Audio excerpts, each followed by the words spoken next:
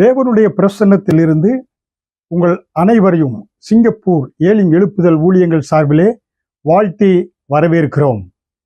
கர்த்தருடைய மகத்தான கிருபையினாலே 3 வருடங்களுக்கு மேலாக இந்த தொலைக்காட்சி ஊழியத்தின் மூலமாக உங்களுக்கு செய்திகளை பகிர்ந்து கொள்ள தேவன் பாராட்டி வருகிற எல்லா கிருபைகளுக்காக கர்த்தருக்கு நாங்கள் நன்றி தெரிவித்துக் கொள்கிறோம்.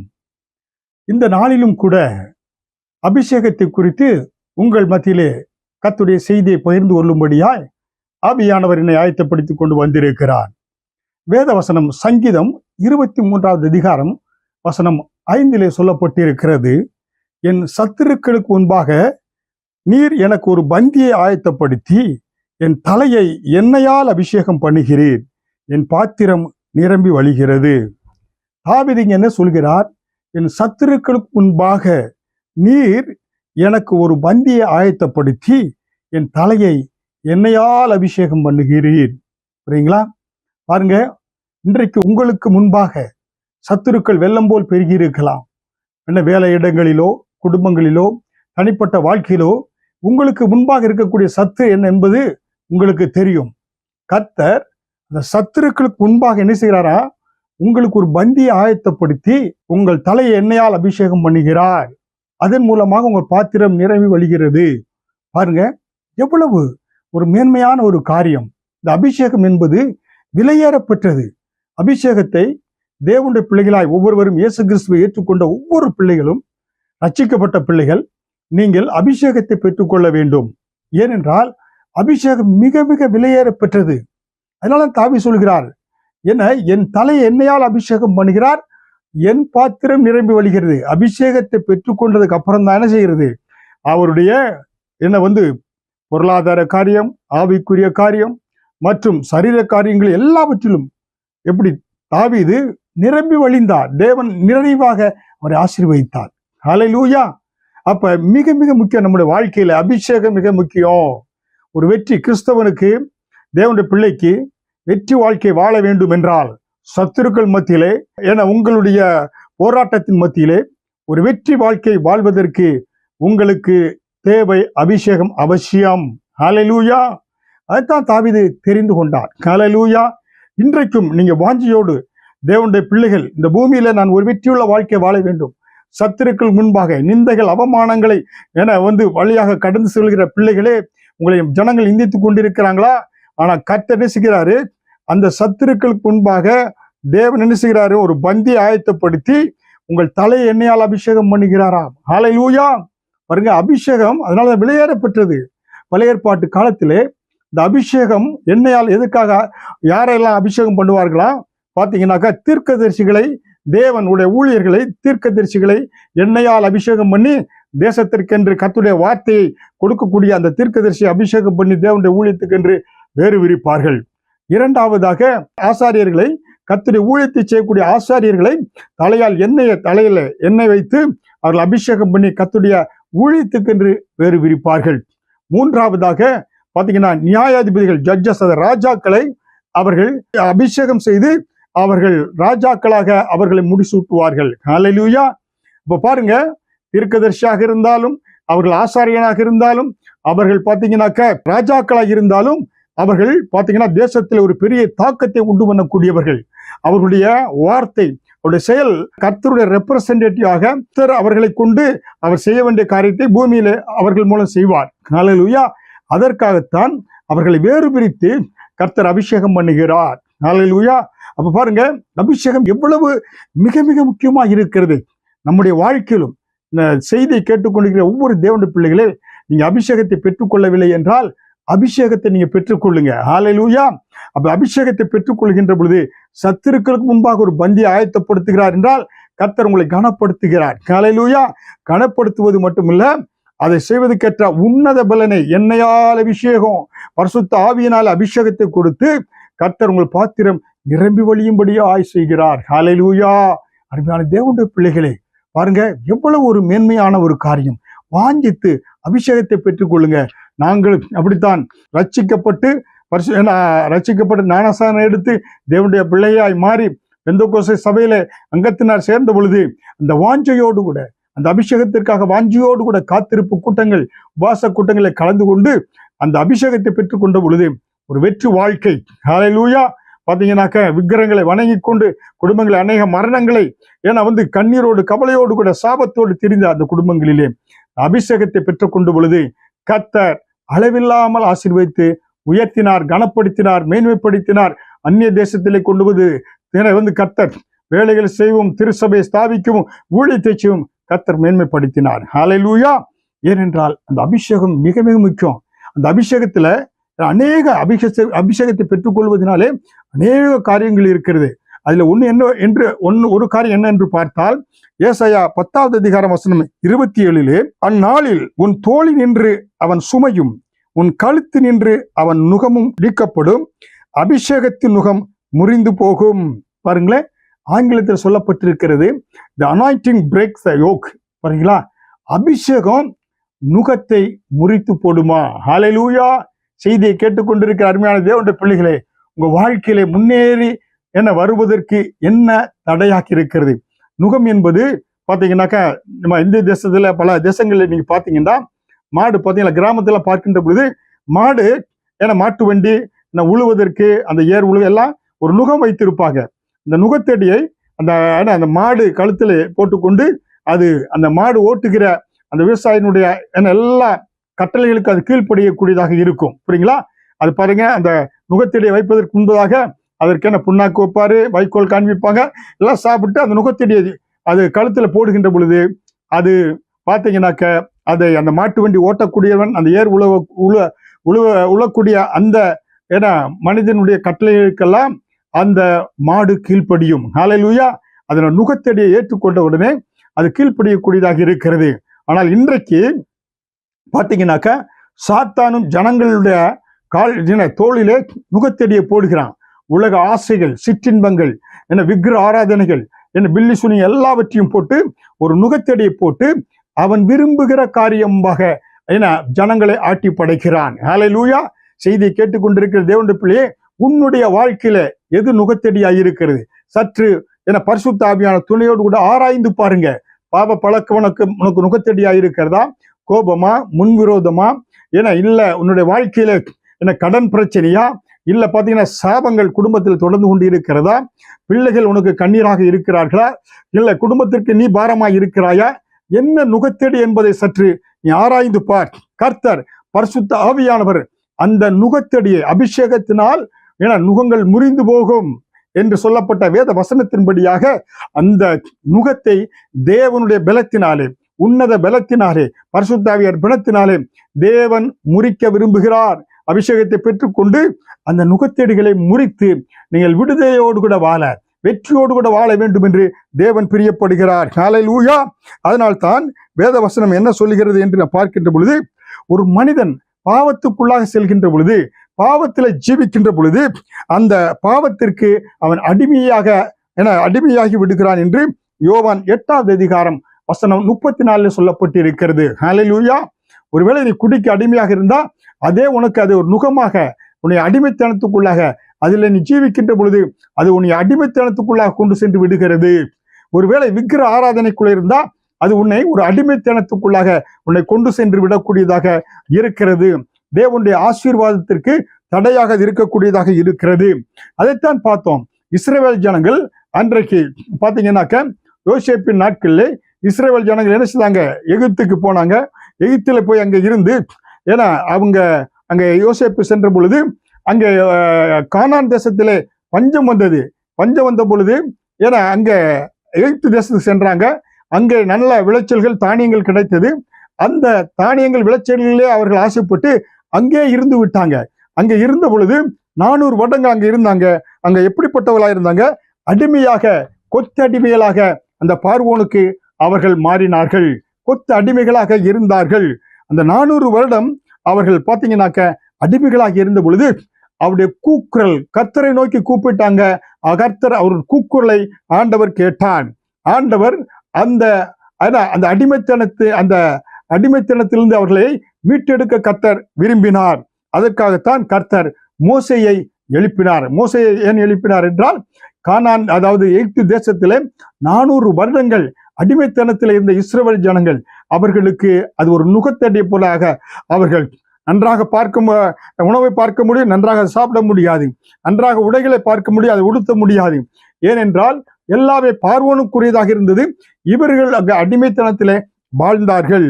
அந்த அடிமைத்தனத்திலே வாழ்ந்த இஸ்ரவேல் ஜனங்களுடைய அடிமைத்தனத்தை முறிக்கும்படியாக தேவன் பஸ்கா ஆட்டுக்குட்டியை தெரிந்து கொண்டார் என்று பார்க்கிறோம். பஸ்கா ஆட்டுக்குட்டியின் மூலமாக அந்த அடிமை விலங்கை முறித்து இஸ்ரவேல் ஜனங்களை கொண்டு வரும்படியாக தேவன் விரும்பினார். ஹல்லேலூயா.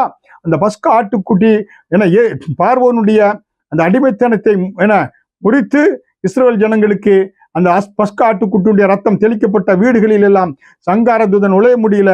மற்ற பார்வோன் அந்த ஜனங்கள் எகிப்து ஜனங்களுடைய எல்லா இடங்களிலும் மரண ஓலங்கள் ஏற்பட்டது. மிருக ஜீவன்கள் பிள்ளைகள் எல்லாம் முதற்சான் எல்லாமே மரித்து போனாங்க. அதன் மூலமாக அந்த பஸ்கா ஆட்டுக்குட்டியின் மூலமாக, ஆட்டுக்குட்டியின் ரத்தத்தின் மூலமாக தேவன் இஸ்ரவேல் ஜனங்களுக்கு விடுதலை கொடுத்தார். ஹல்லேலூயா. பாருங்க, எங்கள் குடும்பம் மூதாதையர்கள் எல்லாம் விக்கிர ஆராதனைக்குள்ள இருந்தாங்க. பார்த்தீங்களா, குடும்பங்கள்ல மந்திரங்கள் மூலமாக, பில்லி சூனியங்கள் மூலமாக அநேக மரணங்கள் ஏற்பட்டது. ஆனால் என்று இயேசு கிறிஸ்துவை நான் சொந்த ரட்சகரை ஏற்றுக்கொண்டு அவருக்குள்ளாக வந்த பொழுது, முழு குடும்பம் வளம் வந்த பொழுது, இயேசுவின் இரத்த கோட்டைகள் நாங்கள் மறைந்து கொண்ட பொழுது, இயேசுவின் ரத்தத்தை விசுவாசித்த பொழுது, கர்த்தர் எங்கள் முழு குடும்பத்தையும் 40 வருடங்களுக்கு மேலாக பாதுகாத்து இன்றைக்கு 13 பேர் கர்த்தருடைய ஊழியத்தை செய்யக்கூடிய போதகர்களாக குடும்பத்தில் கர்த்தர் வைத்திருக்கிறார். ஹல்லேலூயா. இயேசு கிறிஸ்துவின் ரத்தம், இயேசு கிறிஸ்து நேற்றும் இன்றும் மாறாதவர். இயேசு கிறிஸ்துவின் ரத்தம் தெளிக்கப்படுகிற இடங்களிலே எல்லா நுகத்தடிகள் முறிக்கப்படக்கூடியதாக இருக்கிறது. ஒருவேளை செய்தியை கேட்டுக்கொண்டிருக்க அருமையான தேவனுடைய பிள்ளைகளே, உங்கள் குடும்பங்களிலே சாபங்கள் இருக்கிறதா, வியாதி இருக்கிறதா, மரண ஓலங்களா, கண்ணீர கவலையா, இயேசுவின் ரத்த கோட்டைகள் ஓடி வந்து விடுங்க. அவருடைய இயேசுவை சொந்த ரட்சகராய் ஏற்றுக்கொண்டு, ஆண்டவரே உங்களை நான் சொந்த ரட்சகராய் ஏற்றுக்கொள்கிறேன், என்னுடைய பாவங்கள் சாபங்கள் எல்லாவற்றிற்கும் நீர் மரித்து சிலுவையில் நீ சிலுவையில் மரித்து அடக்கம் செய்யப்பட்டு 3ஆம் நாள் உயிரோடு எழுந்தீர் என்பதை நான் விசுவாசிக்கிறேன் என்று நீங்க விசுவாசித்து அவரை சொந்த ரட்சகராய் ஏற்றுக்கொள்கின்ற பொழுது, அவருடைய பிள்ளையாய் மாறுகின்ற பொழுது அவருடைய செட்டைகளின் கீழ், ரத்த கோட்டைக்கு வந்து விடுறீங்க. பிசாசானவன் 2 காரியத்துக்கு பயன்படுகிறான். இயேசுடைய ரத்தத்துக்கு பயன்படுகிறான். இரண்டாவது சத்திய வசனத்துக்கு பயப்படுகிறான், வார்த்தைக்கு. அந்த ரத்த கோட்டைகள் நீ வந்துட்டீங்கன்னாக்க எந்த பிசாசும் பில்லிசினை உங்களை அணுகாது. கர்த்தர் உங்களுடைய அடிமைத்தனத்தின் விலங்கை முறித்து விடுதலையோடு கூட நிமிர்ந்து வாழும்படியாக உங்களை ஆண்டவர் செய்வார். ஹல்லேலூயா. அதனால் தான் வசனம் சொல்லுகிறது, குமாரன் விடுதலையாக்கினால் மெய்யாகவே விடுதலையாவீர்கள். பாருங்க, நமக்கு இந்த அடிமைத்தனத்திலிருந்து விடுதலை கொடுப்பதற்கு 3 காரியங்கள். ஒன்று, ஆகையால் குமாரன் உங்களை விடுதலையாக்கினால் மெய்யாகவே விடுதலை ஆவீர்கள் என்று யோவான் 8ஆம் அதிகாரம் வசனம் 36 சொல்லப்பட்டிருக்கிறது. யோவான் 8:36 குமாரன் விடுதலையாக்கினால் மெய்யாகவே விடுதலை ஆவீர்கள். குமாரன் யாரு? இயேசு கிறிஸ்து. இயேசு கிறிஸ்து அவரை சொந்த ரட்சகரை ஏற்றுக்கொண்டு இன்னைக்கு விடுதலை தாரும், நீரே ரட்சகர் என்று சொல்கின்ற பொழுது அவர் மூலம் உங்களுக்கு விடுதலை உண்டாகிறது. அவருடைய வார்த்தை சத்தியம். அவர் நிச்சயமாக இயேசு கிறிஸ்துவை சொந்த ரட்சகரை ஏற்றுக்கொண்ட ஒவ்வொரு பிள்ளைகளும் அவரிடத்தில் விடுதலை கேட்ட பொழுது அவர் விடுதலை கொடுத்திருக்கிறார். இயேசு கிறிஸ்து பூமியில வாழ்ந்த நாட்களிலே அவரிடத்தில் வந்த ஒருவர் கூட வெறுமையாய் திரும்பி போனது கிடையாது. அவரிடத்தில் வந்த அனைவரும் அற்புதங்களையும் அதிசயங்களையும் விடுதலையும் சுகத்தையும் பெற்றுக்கொண்டு சென்றார்கள். அவர் எல்லா நுகத்தடிகளையும் முறித்து போட்டார் என்று வேதவசனம் சொல்லுகிறது. ஹல்லேலூயா. இரண்டாவதாக சத்தியம். சத்தியத்தினாலே உங்களுக்கு விடுதலை உண்டாகிறது. பாருங்க, யோவான் 8ஆம் அதிகாரம் வசனம் 32 சத்தியத்தை அறிவீர்கள், சத்தியம் உங்களை விடுதலையாக்கும். ஹல்லேலூயா. சத்தியத்தை நீங்க அறிகின்ற பொழுது, குமாரனை அறிறீங்க, அதோடு கூட சத்தியத்தை நீங்க அறிகின்ற பொழுது சத்தியம் உங்களை விடுதலையாக்கும். சத்தியம் என்றால் என்ன? வேத வசனம், கர்த்தருடைய வார்த்தையை நீங்க மெடிடேட் பண்ணி தியானித்து வார்த்தையை ஒவ்வொரு நாளும் கடைபிடித்து அதை எடுத்து நீங்க பயன்படுத்துகின்ற பொழுது சத்தியம் உங்களை பூரண விடுதலைக்குள்ளாக நடத்தும். உங்களுக்கு விடுதலை கொடுக்கும். உங்களுடைய அடிமைத்தனத்தின் விலங்கை முறித்து போடும் சத்தியம். ஹல்லேலூயா. மூன்றாவதாக ஆவியானவர் உங்களுக்கு விடுதலை கொடுப்பார். 2 கொரிந்தியர் 3ஆம் அதிகாரம் வசனம் 17 கர்த்தரே ஆவியானவர், கர்த்தருடைய ஆவி எங்கேயோ அங்கே விடுதலை உண்டு. ஹல்லேலூயா. பரிசுத்த ஆவியானவர் எங்கே இருக்கிறார்? அதனால்தான் உங்களுக்கு அபிஷேகம் அவசியமாயிருக்கிறது. அபிஷேகம் பரிசுத்த ஆவியினால் நிரப்பப்பட்டு அபிஷேகத்தை அனல் மூட்டி அந்நிய பாஷை பேசி அனல் மூட்டி ஆவியை நீங்க அனல் மூட்டி எழுப்புகின்ற பொழுது கர்த்தருடைய ஆவி எங்கேயோ அங்கே விடுதலை உண்டு. ஹல்லேலூயா. இதுதாங்க ரகசியம். வெற்றி வாழ்க்கை, விடுதலையின் வாழ்க்கை வாழ்வதற்கு எப்பொழுது அந்நிய பாஷை பேசிக்கொண்டே இருங்க. வேலைக்கு செல்கின்ற பொழுதுதான் குடும்பங்களிலா என எந்த ஒரு முடிவு எடுக்கின்ற பொழுதும் நல்ல அந்நிய பாஷை பேசுங்க. ஆவியானவர் எங்கே உண்டோ அங்கே விடுதலை உண்டு. ஹல்லேலூயா. உங்கள் நுகத்தடிகள் முறிக்கப்படுவதற்கு ஒன்று குமாரன் உங்களுக்கு நுகத்தடியை முறித்து போடுவார், விடுதலை கொடுப்பார். இரண்டாவதாக சத்தியம் வேதவசனம் உங்களுக்கு விடுதலை கொடுக்கும். மூன்றாவதாக பரிசுத்த ஆவியானவர், கர்த்தரே ஆவியானவர் எங்கே உண்டு அங்கே விடுதலை உண்டு என்று பார்க்கிறோம். அந்த பரிசுத்த ஆவியானவர் உங்களுக்கு விடுதலை கொடுப்பார். ஹல்லேலூயா. அதனால்தான் 1 யோவான் 3வது அதிகாரம் 8வது வசனத்திலே பிசாசினுடைய கிரியைகளை அழிக்கும்படிக்கே தேவனுடைய குமாரன் வெளிப்பட்டார் என்று சொல்லப்பட்டிருக்கிறது. இந்த உலகத்தில் இயேசு கிறிஸ்து வெளிப்பட்டதன் நோக்கம் பிசாசின் கிரியைகளை, பிசாசு உங்கள் மேல் போடுகிற நுகத்தடிகளை முறிக்கும்படியாய், பிசாசையே அழித்து போடும்படியாய் குமாரன் வெளிப்பட்டார் என்று பார்க்கிறோம். ஹல்லேலூயா. அதனால்தான் கொலேசியர் 2வது அதிகாரம் வசனம் 15 துரைத்தனங்களையும் அதிகாரங்களையும் உரிந்து கொண்டு வெளியரங்க கோலமாக்கி அவைகளின் மேல் சிலுவையில் வெற்றி சிறந்தார். ஹல்லேலூயா. பாருங்க எப்படிப்பட்ட உங்களுக்கு நுகத்தடிகளை பிசாசு கொண்டு வருகிறானோ எல்லாவற்றையும் சிலுவையில் அறைந்து சிலுவையின் மேல இயேசு வெற்றியை சிறந்து விட்டார். ஹல்லேலூயா. எவ்வளவு பெரிய பாக்கியம். நம்ம ரத்த சிந்த தேவையில்லைங்க. நம்ம காவடியோ மலைகளுக்கோ அலைய வேண்டியது இல்லை. இயேசு கிறிஸ்து சிலுவையில எல்லா துரைத்தனங்களையும் அதிகாரங்களையும் வெளியரங்க கூலமாக்கி சிலுவையில அவர் என்ன செய்தாரு? வெற்றியை சிறந்து விட்டார். ஹல்லேலூயா. நம்ம என்ன செய்ய, நம்முடைய சரீர பலவத்தினால நம்முடைய முயற்சியினால நம்ம நுகத்தடியில் முறிக்கப்பட தேவையில்லை. இயேசு நமக்காக எல்லாவற்றையும் முறித்து விட்டார். எல்லா பாவங்கள் சாபங்கள் நுகத்தடிகளை இயேசு முறித்து போட்டு விட்டார். ஹல்லேலூயா. அருமையான தேவனுடைய பிள்ளைகளே, இன்றைக்கு உங்க வாழ்க்கையில பயத்தின் ஆவியா, பாவத்தின் ஆவியா, இச்சையின் ஆவியா, பிசாசின் ஆவியா, மந்திரவாதியின் ஆவியா, எப்படிப்பட்ட ஆவியாக இருந்தாலும் அந்த ஆவியை, அந்த நுகத்தடியை இயேசு மாற்றி போட விரும்புகிறார். ஹல்லேலூயா. அருமையான தேவனுடைய பிள்ளைகளே, எதற்கு அடிமையாகி விடாதீங்க. எதையும் வரவழைத்து விடுங்க. உங்க வாழ்க்கையில அனுமதித்து விடாதீர்கள். ஹல்லேலூயா.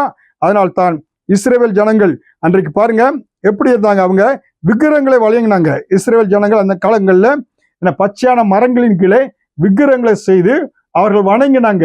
அதனால்தான் அவங்க தேவனுடைய பிள்ளைகளா, தேவனுடைய சொந்த ஜனமா இருந்தாலும் விக்கிரகங்களை வணங்கின பொழுது கர்த்தர் அவர்கள் அந்நிய தேவர்களிடையே, அந்நிய ராஜாக்கள் அவர்களை சிறைபிடித்து போட்டு போயிட்டாங்க. காரணம், அவர்கள் விக்கிரகங்களை வணங்கின பொழுது அவர்கள் மேல நுகத்தடிகள், தாங்களாக நுகத்தடிகளை போட்டு கொண்டாங்க.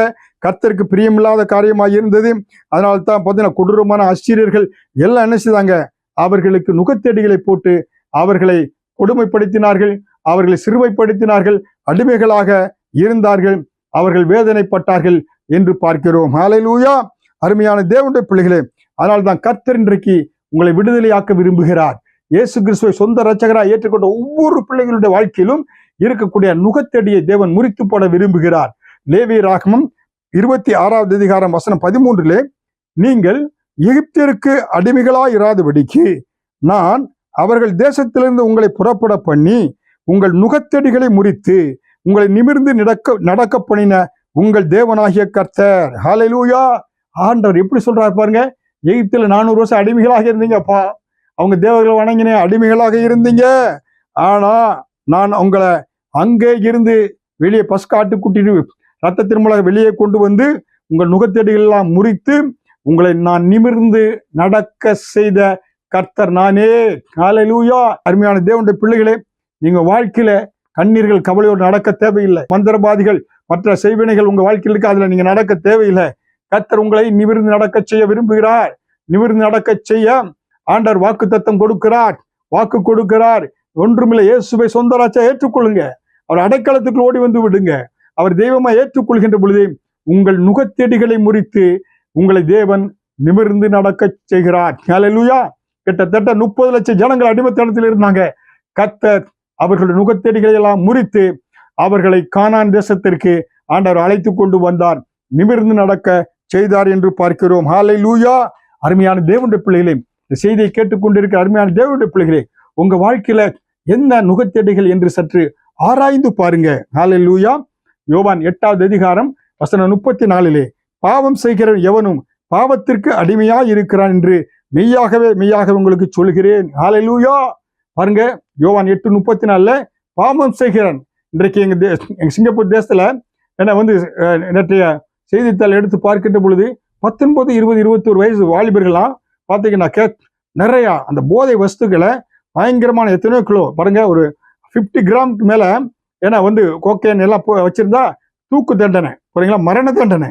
ஆனா அவங்க வைத்திருந்த 2 கிலோ ஏன்னா 1.5 கிலோ 2 கிலோ இப்படி சொல்லிட்டு ஒரு 5-6 வாலிபர்கள் அவங்க வந்து பார்த்தீங்கன்னா CNB ஏன்னா அந்த டிபார்ட்மெண்ட் அவர்களை கண்டுபிடித்து அவர்கள் எல்லாம் இப்போ அரெஸ்ட் பண்ணி இருக்கிறாங்க. 5-6 வாலிபர்களுக்கு மேல வாழ வேண்டிய வயதுல வாலிபர்கள் பார்த்தீங்கன்னா அந்த பிசாசு நுகத்தெடிகளை போதைக்கு அடிமையாகி அந்த மாத்திரைகளும் கஞ்சாக்களையும் அவர்கள் கைது வைத்து அரசாங்கம் பிடிக்கப்பட்ட பொழுது ஆனா அவங்க பிடித்து அவர்களுக்கு என்ன உண்டாகிறது? சட்டம் சொல்கிறது அவர்களுக்கு மரண தண்டனை என்று. ஹல்லேலூயா.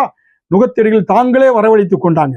படித்து பெரிய பெரிய மினிஸ்டராக தேசத்தின் அதிபர்களாக உயர்ந்த பதவியில வரக்கூடிய வாலிபர்களை பிசாசு அந்த பாவ பழக்கத்தின் மூலமாக நுகத்தெடிகளை போட்டு விட்டான். ஹல்லேலூயா. அதனால்தான் பார்த்தீங்கன்னாக்க நீதி ஜனத்தை உயர்த்தும், பாவமோ எந்த ஜனத்துக்கும் இகழ்ச்சி என்று சொல்லி நீதிமொழிகள் 14:34. பாவம் மனிதனை இகழ்ச்சியை கொண்டு வரும், வாழ்க்கை சீரழித்து விடும், மரண தண்டனை கொண்டு வந்து விடும். ஹல்லேலூயா. அதனால்தான் ஆதியாகமம் 4வது அதிகாரம் வசனம் 7 பாவம் ஒரு மனுஷனுடைய வாசற்படியில் படுத்திருக்கும். ஹல்லேலூயா. என உலகத்தின் அதிபதியானவன் பிசாசானவன் யாரை விழுங்கலாம் என்று வகை தேடி சூட்டிக் கொண்டு திரிகிறான். முடிவிலே நீதிமொழிகள் 23 வசனம் 32 அந்த பாவம் முடிவில் அது பாம்பை போல கடிக்கும். புரியுங்களா? பாவத்தில் விழுந்தோம் யாரும் நிம்மதியா தப்பிச்சு வருவது கிடையாது. அதனால் தான் பிரசங்கி 10வது அதிகாரம் 8வது வசனத்திலே அடைப்பை பிடுங்கிறவனை பாம்பு கடிக்கும். தேவன் உங்களை சுத்தி ஒரு அடைக்காலத்தை வைத்திருக்கிறாரு, அடைப்பை வைத்திருக்கிறாரு. தேவனுடைய அந்த அடைப்பை விட்டு நான் உலகத்துக்கு போறேன் சாத்தானுக்கு அந்த அடைப்பை பிடுங்கி திறந்து விட்டீங்கன்னா அது முடிவில் என்ன செய்யும்? பாம்பை போல கடிக்கும். ஹல்லேலூயா. அருமையான தேவனுடைய பிள்ளைகளே, என்னாகும் 32வது அதிகாரம் 23வது வசனத்திலே உங்கள் பாவம் உங்களை தொடர்ந்து பிடிக்கும் என்று நிச்சயமாய் அறியுங்கள். பாவம் உங்களை தொடர்ந்து பிடிக்கும். ஹல்லேலூயா.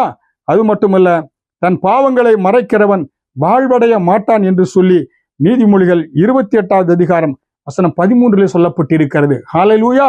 பாவங்களை மறைத்தீங்கன்னா நீங்க வாழ்வடைய மாட்டீங்க. ஹல்லேலூயா. அருமையான தேவனுடைய பிள்ளைகளே, 1 தீமோத்தேயு 5வது அதிகாரம் 24 சிலருடைய பாவங்கள் வெளியரங்கமாய் இருக்கிறது, நியாய தீர்ப்புக்கு முந்திக் கொள்ளும், சிலருடைய பாவங்கள் அவர்களை பின்தொடரும் என்று சொல்லப்பட்டிருக்கிறது. அதனால்தான் அப்போஸ்தலனாகிய பவுல் ரோமர் 6வது அதிகாரம் வசனம் 23 பாவத்தின் சம்பளம் மரணம், பாவம் செய்கிற ஆத்துமா சாகும் என்று எசேக்கியேல் 18:20 சொல்லப்பட்டிருக்கிறது. ஹல்லேலூயா. பாவத்தில் விழுந்து யாரும் தப்பிச்சு போக முடியாது. புரியுங்களா? அது என்ன மரணத்தை உண்டாக்கும். பாவம் செய்கிற ஆத்துமா சாகவே சாகும். புரியுங்களா? அருமையான தேவனுடைய பிள்ளைகளே, அதனால தாவீது என்ன சொல்கிறாரு? பாவம் செய்தாரு.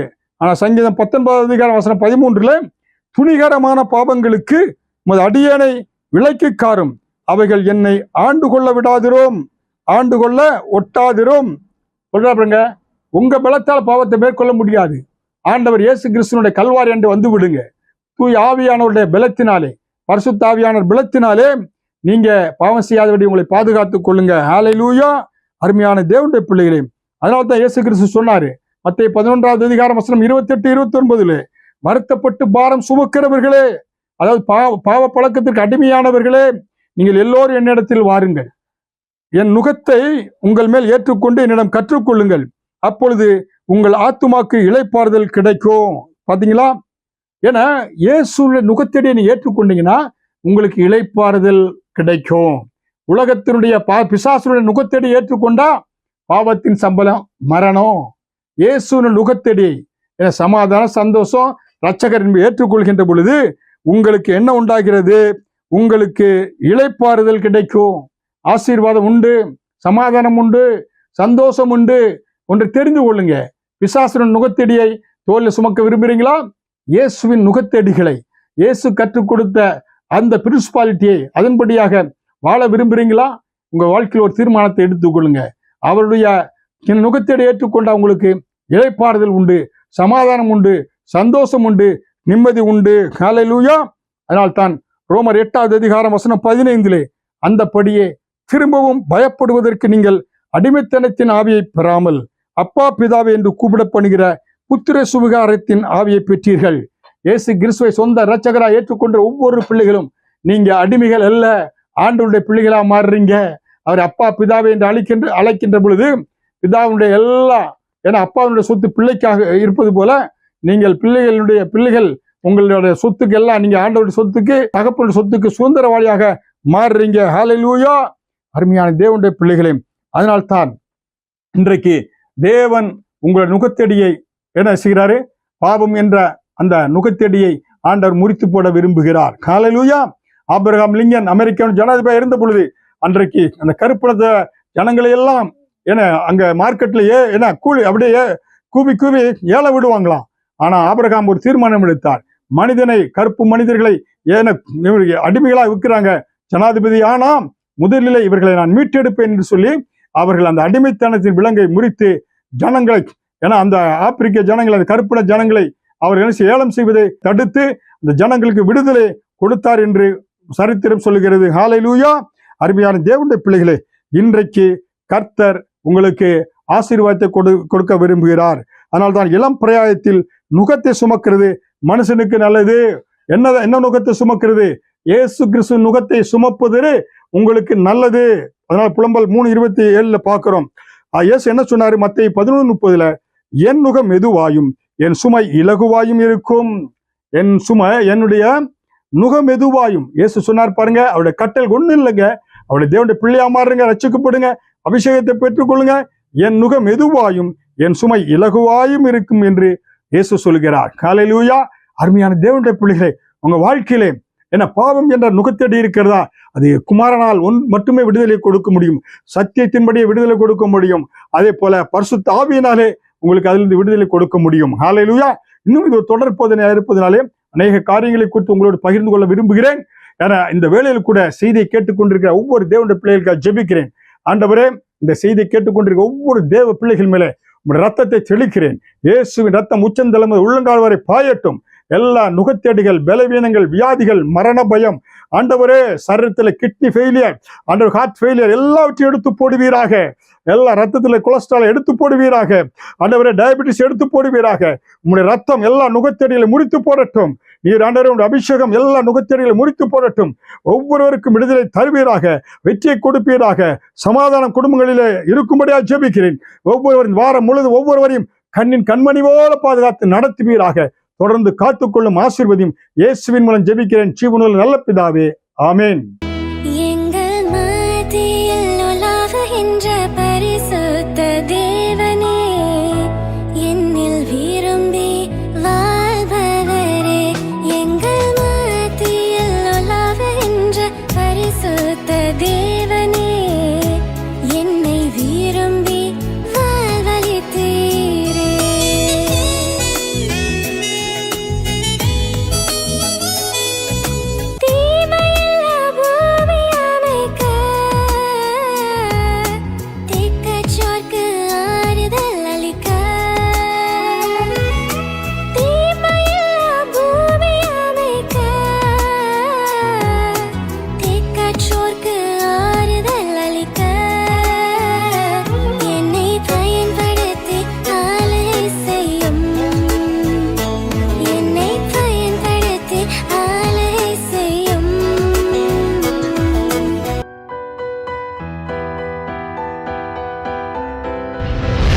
கர்த்தர் உங்களை ஆசீர்வதிப்பாராக.